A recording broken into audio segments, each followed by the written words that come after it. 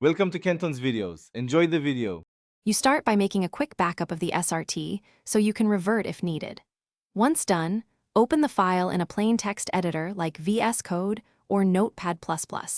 You need to check and set the file encoding to UTF-8 or the encoding your player expects.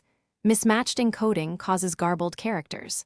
Now scan a few lines to confirm timestamps and text structure are intact.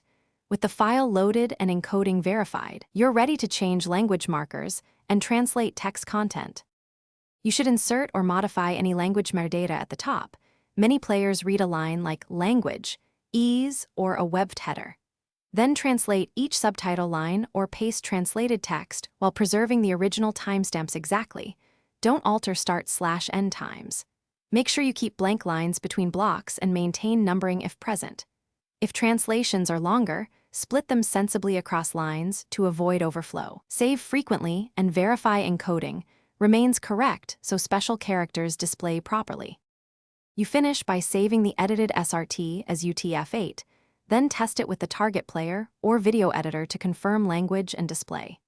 If you see garbled accents or question marks, make sure the file is saved without a mismatched BOM and reconvert encoding to UTF-8.